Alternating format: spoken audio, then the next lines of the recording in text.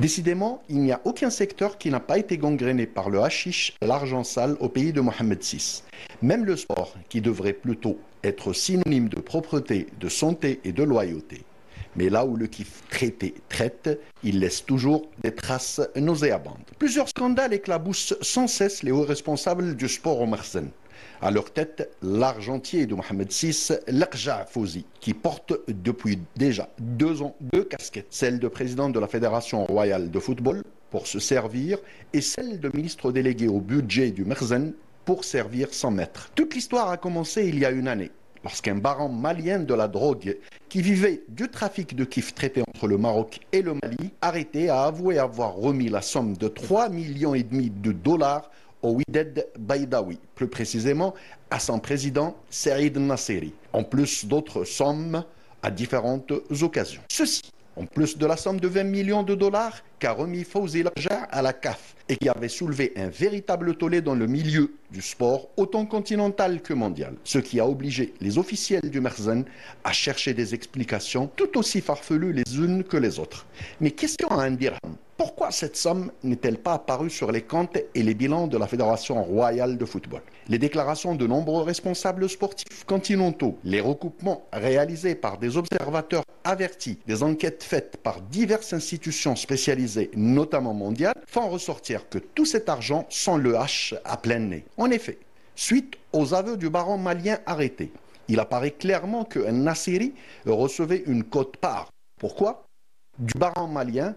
Et cet argent, des sommes faramineuses étaient remises toutes ou en partie à Fawzi Lakja, qui les utilisait d'une part pour gonfler la fortune de son maître et de l'autre pour soudoyer les responsables de la CAF et asseoir son hégémonie sur l'institution continentale au détriment du peuple, qui plonge chaque jour un peu plus dans la misère. Le clou dans le cercueil est finalement planté par la journaliste Dounia Filali, qui a dévoilé des informations alarmantes sur l'endettement croissant du royaume du Maroc, attribué à la politique du roi Mohamed VI et de Fawzi Lakja, son ministre délégué au budget. Dans une vidéo sur sa chaîne, la journaliste et féroce opposante au régime du Makhzen affirme que le roi a profité du séisme dans la région d'El Harrouz pour solliciter d'importants prêts des organisations gouvernementales et des pays européens, sous prétexte de reconstruire la région dévastée. Elle a révélé que des sommes colossales ont été transférées aux sociétés de Mohamed VI au nom du peuple marocain. Par exemple, l'Allemagne aurait accordé un prêt de 100 millions de dollars pour la reconstruction des zones sinistrées. Cependant, Filali souligne que ces fonds censés aider les familles touchées ne sont jamais parvenus à leur destination. Elle estime que plus de 57 familles auraient dû bénéficier d'au moins 21 millions de centimes chacune, ce qui n'a jamais été le cas.